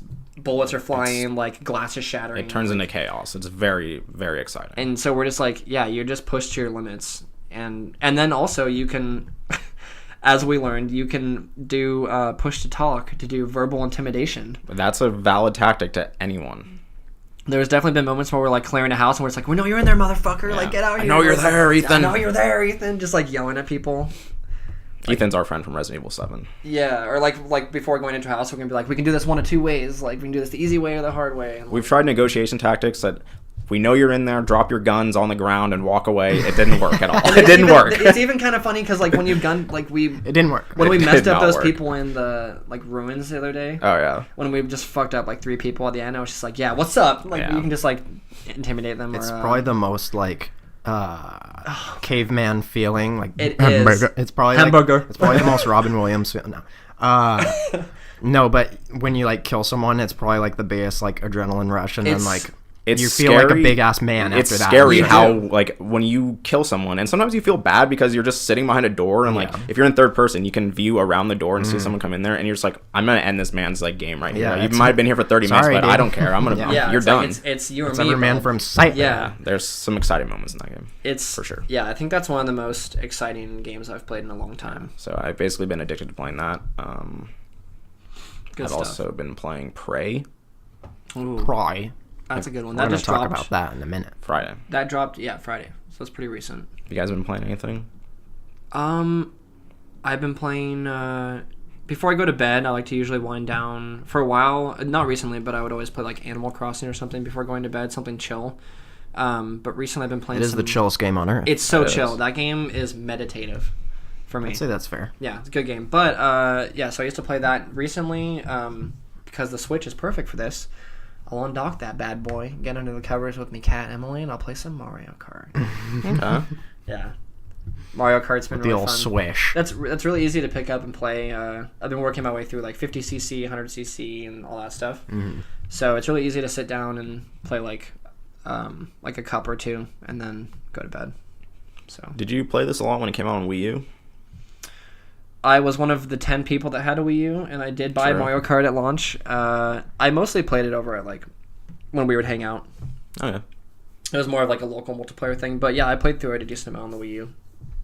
It's cool to play, and I also used to play Mario Kart DS a lot. Coulter, I used to play that like all the time, and like Double Dash and all that. But it's cool to play. It's cool and also really weird to play a Mario Kart game handheld anywhere at 60 frames per second. That looks the way it does. Like the Switch is definitely. It's a cool feeling for sure. Yeah. Something really awesome about it. Mm-hmm. But yeah, mostly that, and then yeah, Prey, and Players Unknowns. No Persona? The game that Jordan just talked about. Yeah, Oh. some Persona. I made it a little bit further. What's your like hour count looking like? It's like 20, Oh yeah. around 20. I want to play, so I am enjoying that game a lot. It's definitely really fun to just like get lost in that world for a little bit, and like the story is engaging, but I want to see it go. I want to see it get furthered a little bit. Like I'm into the characters and everything, but yeah, I like it. I feel like that's a game that I like to sit down and play for multiple hours. So when I get home from work at like 9 or 10 or whatever, I don't feel as inclined to play that. I'd rather play like Mario Kart or like hop online and play Battlegrounds or something, because I feel like that game is like you could play that game for probably an hour or 2 and not get very far. It's a 100-hour 100%. game. So yeah, I play that on my days off and stuff if I have time, but not quite as much. Feel it. Yeah.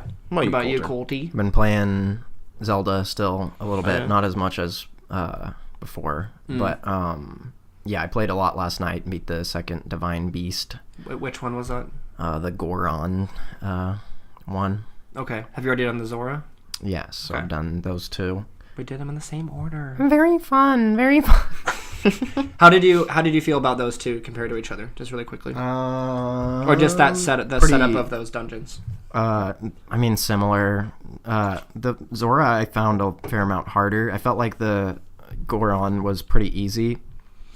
I don't know. That was the one where you had to flip the entire thing. Yeah. So yeah, that was really cool.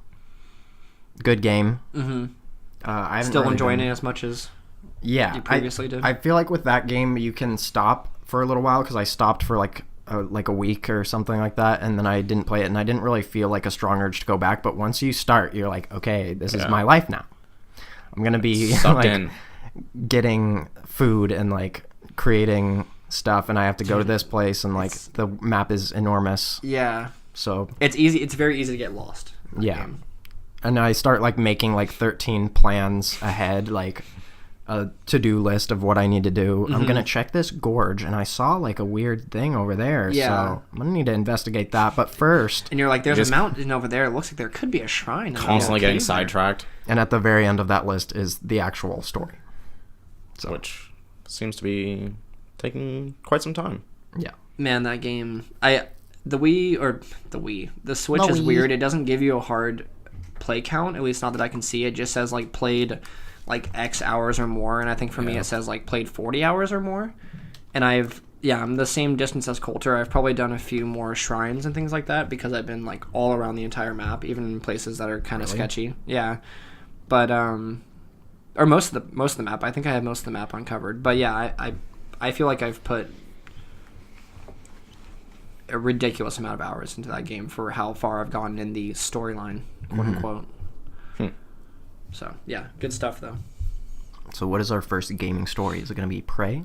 Yeah, I think Prey is probably our first Prey one. is a big one. Prey is the one that's relevant, at least for now. We also have some Overwatch stuff to talk about Yeah. really quickly, but we can talk about Prey. Jordan and I have been playing it. I'm not. You have not. Do you know anything about it at all, or any I interest in it saw whatsoever? like an original trailer, and I thought it looked interesting. Yeah, I don't even want to say what I think it is because I'm probably just horribly wrong. So Yeah. Well, the game itself is like kind of a little mind fuck, if you will. Okay, so you're no longer an 8-year-old. Yeah. I'll try to start off with what the game actually is. It's kind of the genre is known as immersive sim. It's kind of like your Deus Ex, BioShock, Dishonored, if you've played any of those. no, You haven't played any of those games? No. You didn't play BioShock? I Culture. played the first like 5 minutes of it. God damn rep, it. save your soul. Dude, BioShock.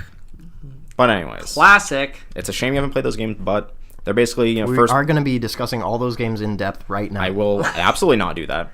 It's a first-person game. You run around, kind of. You can play your way. You can go stealthy, kind of, in this game. You can go loud with guns. You get powers, different hack things, read a bunch of emails on computers, open up desks, that kind of stuff. But it does all of it without breaking immersion. Right. Yeah, you're not. There's no cutscenes or animations or really anything like that. You're all like, you're never really pulled out of the experience for the most part. I've probably played about like 6 to 8-ish hours, maybe. So I'm a little ways into it. It's pretty fun. The start of the game starts off really, really well. I don't want to love spoil the it because it's a story heavy thing, but it sets up like the premise of the game, which is you can't trust anything in this game. Like the main enemy are called mimics, and they're these tiny little like spider looking things, but they can transform into any object in the environment. Like, and there's no tell. There's no like, oh, it's black or it's like has a tail or something. It's just there. But like it's like misty or sparkly. Yeah, like it's, there's yeah. no, the only giveaway is like when you get close to it, it just transforms back and just scares the shit out of you every single time. Like without fail, one of them will jump at you and I like that. destroy. Yeah, like it's you really can be neat. walking through like an office and like a coffee mug will just like burst out of nowhere and like attack you, and you're like, oh my god! And like when you see them, like they'll skitter around and run out of your field of view, and then just turn into another object. You're just like, well, was this chair here before? Or is this a mimic? Chair, yeah. They're like, And then where you did just that turn into chair a move crazy 2 man. inches? You have like a wrench just running around hitting every single chair you see. You're just like, oh, that's not a mimic. It's just Or a you'll walk chair, into a room with a machine dummy. gun, and just go like die, and you just like Yeah. shoot everything in the It's room. really fun. But yeah, even the story kind of sets that thing up of like insinuating like weird things that happen, like why are you here on the space station? You end up on a space station. Don't want to say how you get there. But yeah, it's very like, who can you trust? And the answer in that game usually nothing. Almost nothing or no Nothing. one. But yeah, No it's one. fun. Nothing. It's really cool. It's got a really good atmosphere in it. It's fun. It's great atmosphere. I think it runs really well on PC. Yeah. On PC, it looks really, really good. It's Super fresh. It feels fresh. It's fun. It's tense. Like, it is very I feel tense. uncomfortable playing that game because you never know when something's gonna jump out at you, like out of the Yeah. corner of your eye. It's just And there's a lot of cool things you can do in that game, sort of like less so like BioShock, but more like I would say probably Deus Ex and possibly Dishonored, where you can almost break the game. yeah. Like where you feel like you'll do something with one of the weapons or gadgets that they've given you that they intend on you using those to do this kind of stuff, but when you do it, you're like, wait, Did they really mean sort for of me to like do Zelda, that? like we were talking about before, where you'll just cheese a puzzle, or you think you cheesed a puzzle, but it's really because the game just gives you so much freedom. Yeah. But in Prey, it's even more apparent because I don't know. In Zelda, it's more cartoony and like a fantasy world, and this is obviously in space, like on a like crazy space station with sci-fi weapons or whatever. But like you get like that glue gun where you can shoot like globs of goo, and like freeze enemies. You can use it to put out fires. You can use it to like.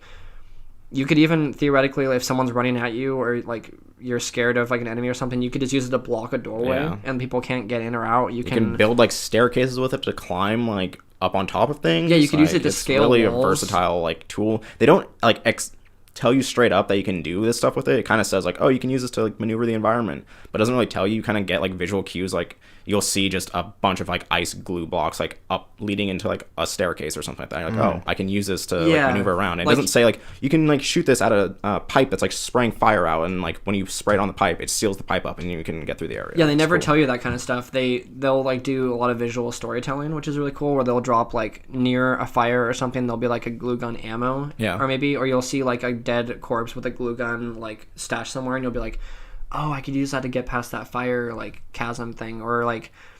There's one part, where you go into like a test chamber where you walk in and it's like you see like a place where a bunch of people like scientists could be watching like a subject do stuff, and then there's a guy on the floor with a glue gun, and then there's going up the wall to another platform, and you're like, oh, I didn't even realize I could do that. So there's a lot of moments where the game subtly, unlike this podcast, tells you that you can essentially just screw with the limits and rules of the game, which I really appreciate. So it's a cool game. I've been enjoying it. I think you would like it, Coulter. Yeah, it sounds pretty good, honestly. Yeah, it's really cool. I think you should play BioShock.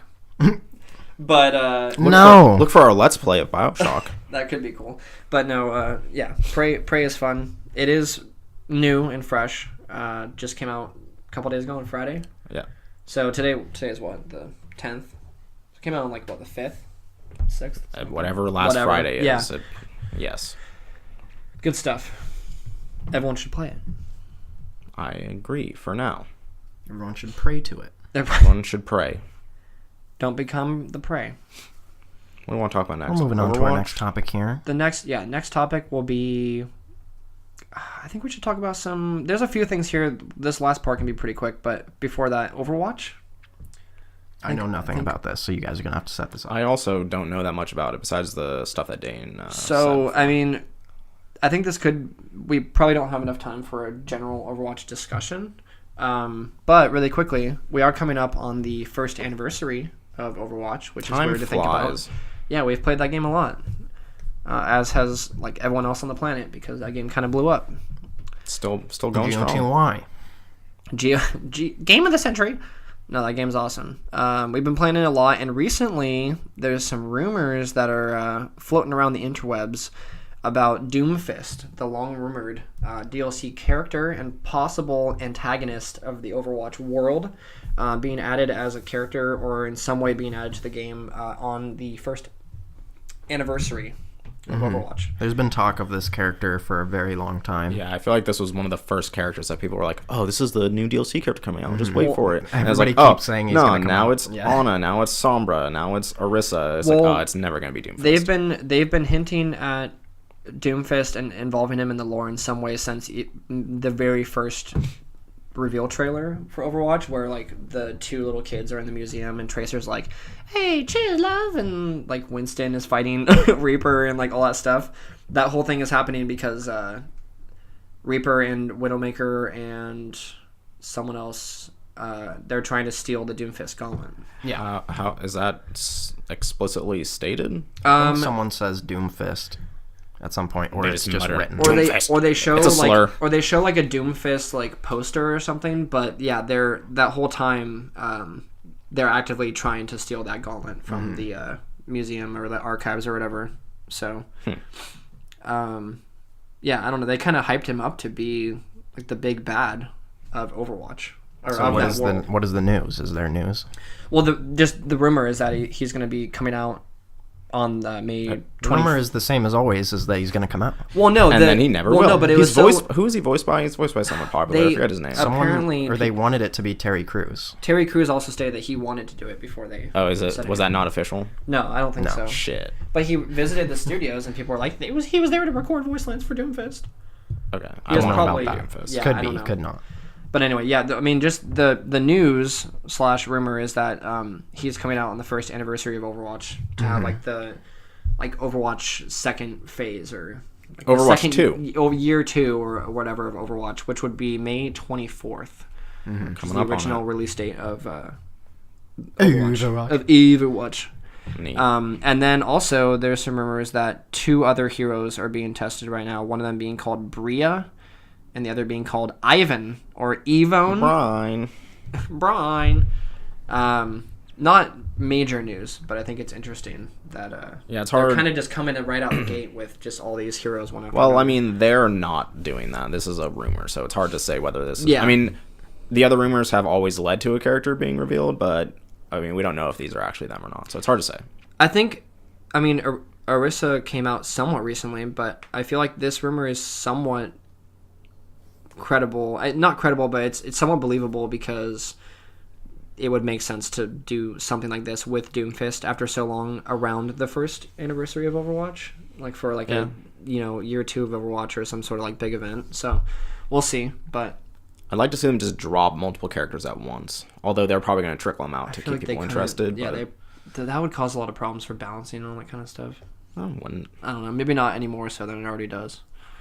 But for all you Overwatch players out there, you could have a new hero coming your way. There might also be Something for sure will happen probably on the anniversary. There's something. going to be an event on maybe.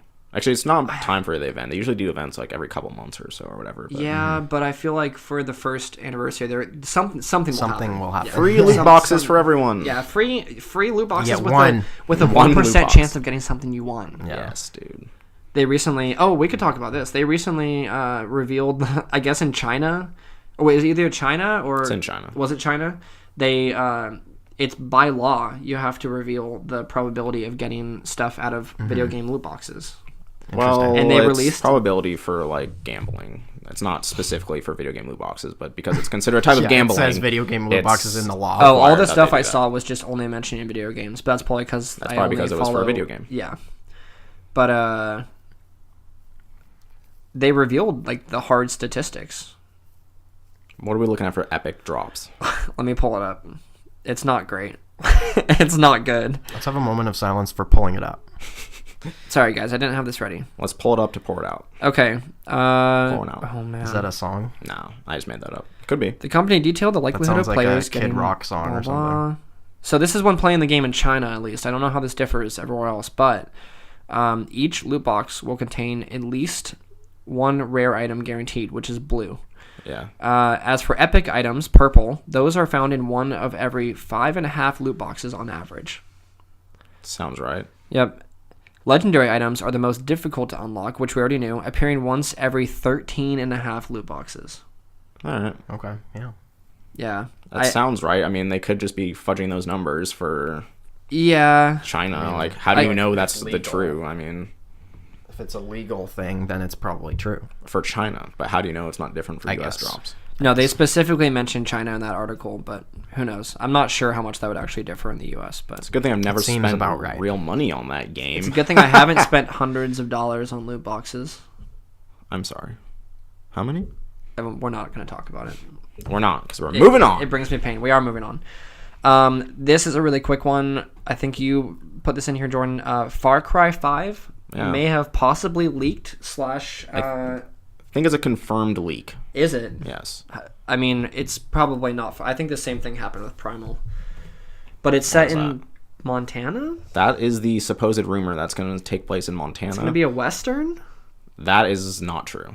Is it not? That's unconfirmed. Okay, it's going to be in Montana, but what? You're going to be like a truck driver? What No. exactly leaked about? So a few months ago, a rumor started that said that someone whose friend like worked at Ubisoft is aware that this game is taking place in Montana, and it might have some sort of Western thing because Montana is, kind of, I guess, the western part of like the Northwest, kind of. It's not the first thing you think of for a Western, but people made the jump to the assumption that it's going to be a Western in Montana for some reason. Yeah. Credible sources, a journalist on Kotaku, Jason Schreier, has stated that he knows a source that it's not a Western. It's not going to be an old-timey Western. But basically what people are saying is that you're going to go to Montana, and there's going to be kind of a drug like cartel or like bandit group that takes place in like some sort of like takes control of an area, and you're the vigilante that goes in there and cleans that place up. So you're Batman. So you're Jason Vigilante Bourne. that cleans up the government. No, they're not part of the government. Or They're the banditos. vigilante that like cleans up the group of criminals. Yes, they are criminals. Interesting. Make that understood. Let me check on the camera here. Sorry, got some technical I'm gonna check difficulties. the Keep talking about this camera. stuff.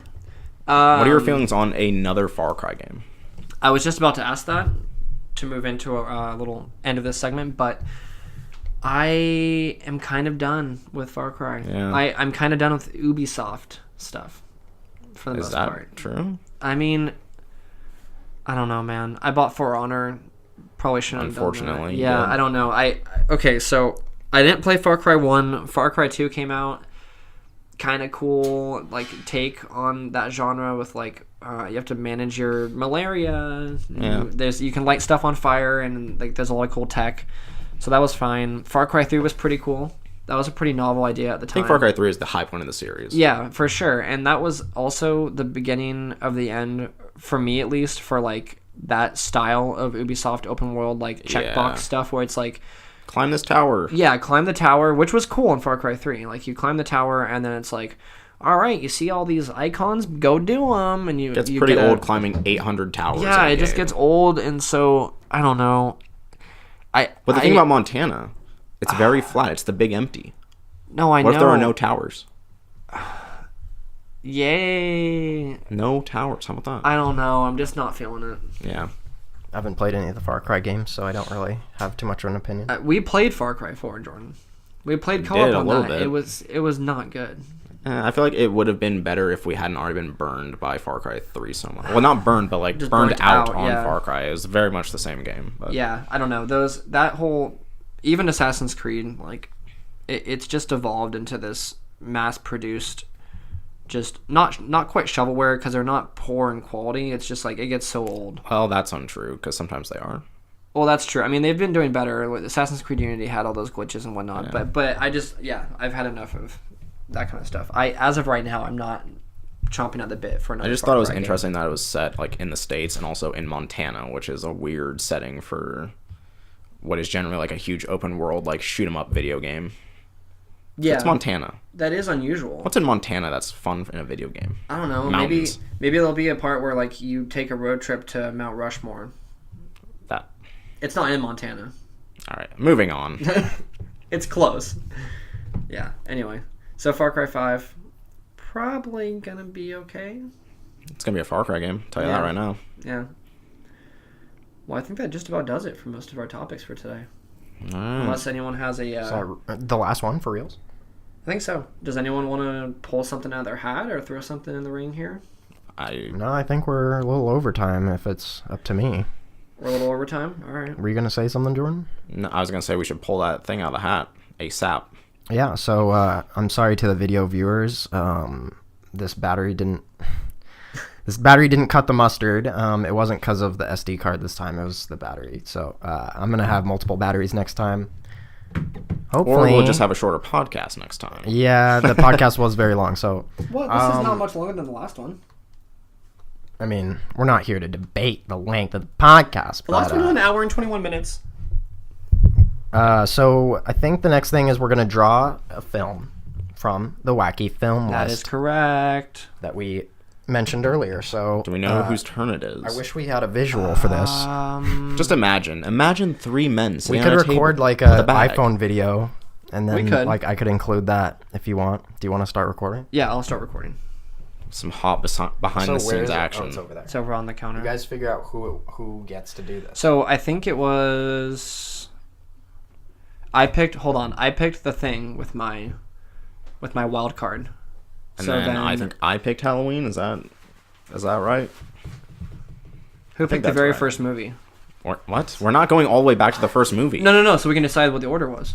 I know, but we're not going back to the first movie. We 13 all we movies. all we need Whatever, to know okay. is you picked the Thing. I think I picked Halloween, right? Okay, I don't I know. don't think it was me. Okay, it was me. Okay, so it's Coulter's Coulter's turn. All right. All right, hold on. I need to get to my mic. That's helpful. Hello, we're back. You guys really like these silent moments on the podcast. This Okay, is fine. here we go, baby boy. We're gonna pick a film. Rummage Go around ahead that and bag. check that out. We got some films up in there. It's black. Some films. We got quite a few films in there. 50 plus. Do you hear this? You hear? That's the sound of 50 plus films. So ran around in that bag trying to pick a film. What So this is the movie film will we pick? that we are What going to be movie will we watching pick? next week, and you guys can watch it if you want. Please do and Pick send it us your on thoughts. out if of you that watch it. bag. If you guys could watch that. What movie are we gonna watch? All right, Pick it out ready? there. I'm I have ready. my fingy on a film. Oh man, what's it gonna be? Please be a good one. Please. They're all good. I hope They're it's all Leon, good. Oh my Leon the God, Professional. what is Leon it? the Professional. What is it? Dazed and Confused is going to be Okay. the next film. It is a Dane movie. Do we Come know? on. Can anyone give a rough synopsis of that film? I don't It's even one know of the what this is. first. It's one of the first of a very famous director. Am I right or am I No, right? it's yes, but it's a quintessential teen comedy. From This is done by Richard Linklater. Coulter, he's made one of your favorite movies of all time. Yeah, I enjoy School of Rock. I didn't enjoy, what's that movie that took 12 years to make? Boyhood. Boyhood, yeah. I thought that was kind of shit. Avatar 2. What? No, nothing. Never mind. He's going to do Avatar 2? Richard Linklater, the director of School of No, Rock? you said the movie that took 12 years to make. I just I mean, it's gonna be like 25 years by the time that comes out. Yeah, so Dazed and Confused is the film that we're going to be watching. Awesome. I'm gonna cut off the video. So, Cool. what do we got here? Plugs. That's what we're going to be doing Plug it up. next. Yeah, do some So plugulums. you can contact us at It's Not So Subtle on basically every social media. Mm-hmm. We are on Twitter at It's Not So Subtle. And then Instagram the same. We have an email address. It's not so subtle at gmail.com. That's Subtle is correct. spelled SUBTLE. For all you dummies out there. use autocorrect. What else do we have? We have a SoundCloud. We have a YouTube channel. It's up on Google Play. Yeah, it's pretty much. iTunes, Google I think that's Play. all the main plugs. We have a for Facebook us page, Not So jointly. Subtle. Yeah, we have a Facebook page too. Yep. Yeah. Yep. If you guys please go to the iTunes page and rate and review us because that actually is really helpful for us if you give us a high review. Yeah, I think subbing on YouTube, leaving a comment or two. Oh, we have some emails to read. Yeah, We're we not have an done email. yet. So We're Jordan, not tell done. us where they can find you while he's pulling it up. You can find me, Jordan Miller, at Twitter at the Killamilla, THAKILLAMILLA. You can find me on PlayStation with that. You can find me on Xbox with that. I think that's my Steam name. If you want to add me and play some games, can't promise I will, but Instagram, Facebook. Obviously, I'm Jordan Miller. My Tumblr account, if you like anime, I will promote the podcast on there too. Tenzo Taicho. That's TENZO-TAICHOU. A lot of anime on there. It's for the anime boys A lot out of there. Gundam, or Mobile Suit, if you will. God damn it. So you can find me at Coulter Potter on many different things, including Twitter and Instagram. Me and Dane, there's an announcement. Oh, buddy. We're doing a Let's Play of Outlast. 2. Outlast 2 that Outlast came out 2. recently. Yeah, so go to my YouTube channel. I think it's just Coulter Potter. If you type in Coulter Potter, it'll be there. Yeah, and there'll be. I think we're gonna put the link in the description. So yeah, that's pretty much Get it it. for my Oh, plugs. yeah. Where can they Let's find play. you? Dane? My plugs really quick. At Lane to Point on Instagram and Twitter. Those are my main ones. Okay. Yeah. I mean, we'll be doing a lot of stuff with our not so subtle related accounts, but I'll pimp this out on Twitter and Facebook. So if you guys have anything you'd like to talk to me personally about, hit me up on the Twitter sphere. Yeah, call my number 420-69 swag. That is my personal phone number. I am not making a joke. That is my phone number. Thank you. I can confirm. Yep. We got one so email. We do boys. have one email, and we also have a YouTube comment to read. Oh, okay. Yep. All right. So, should we reveal the names of? I think you can reveal his Twitter handle at the end. Okay. So we'll keep this first name. Sure. Yeah. So this is an email that we received early in the morning on May 6th from someone named Christopher. Don't like that name. So this was interesting. I don't know how I feel about this, but we're gonna just read this here. So I'm not gonna front like we don't know this person. We do know this person. we do know this person. We cannot confirm nor deny that we know this person. I won't say one way or another. We may or may not know them. Okay. It reads as follows. Hey guys, I really love the podcast. I just wanted to shoot y'all a quick death threat to show my appreciation. So if y'all ever stop doing this podcast, I swear on the grave of General Jonathan B. Rocket, I will cut y'all up to little pieces, wrap you in an airtight layer of foil, and cook y'all in the dishwasher. Thank you. Thanks, Christopher, for sending that in. Coming from a Twitter handle, Chrissy Dub Black. Yeah. So I received. That out. No, we're good. We're good. No, it was at Chris with 2 S's, YDUH Black. Thanks for that death threat. Really appreciate it. If So- anyone else has any more, send them to not so subtle. So hey, I gotta say, at the end of our episode 0, I did request death threats, and we got our can't first be one. mad. No, You I'm can't not. be mad. I'm not. I'm actually. I'm happy that someone sent that in. I'm honestly. quite. Yeah, I'm not mad actually. I'm extremely excited that someone took the time out of their day to send us anything, especially a death threat. I never feel more alive than when someone threatens my own life. It's true. So thank you, Christopher. Thank you, Christopher, for that excellent email. I am afraid and fear for my life. Thank you. Thank you. I'm feared for my life. I'll set up that YouTube comment real quick. Yeah, the YouTube comment. I didn't know we had a YouTube comment. We did get a YouTube comment. Oh boy, is it a good one? I would say so. Okay. I mean, we'll see. It should be approved. It should be on the video. Let's see. Let's find out. Bum, bum, bum. This is where we play elevator music. Can we edit in some elevator music here? It can be done. There it is, right there. Okay. Let's play our whole podcast on this podcast. All right. This is a comment from a certain Hannah on our YouTube. That's a nice name. Yeah, Hannah's a good name. It's all right. Eh. So this says, this is actually really nice. This is some great feedback. It says, this podcast is awesome.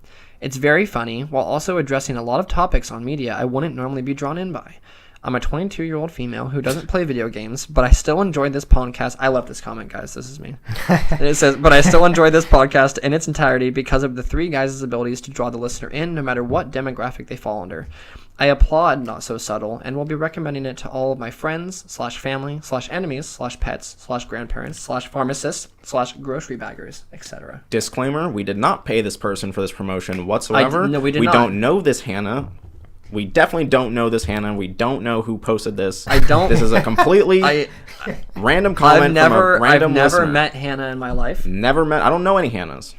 Don't know any of them. I've never met anyone named Hannah. I certainly haven't met this Hannah. I but hey, don't know who this is. This is a wonderful comment. Thank you, Hannah. Hannah, thank you, you 22-year-old female who doesn't care about our topics. Thank you for listening. Thank you.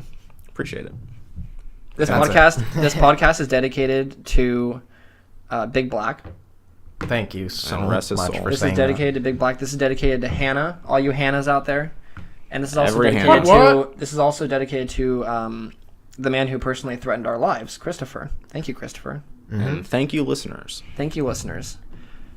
That's probably gonna do it for the first episode. Quote, of unquote. Not So Subtle. See you guys next week. Thank you guys.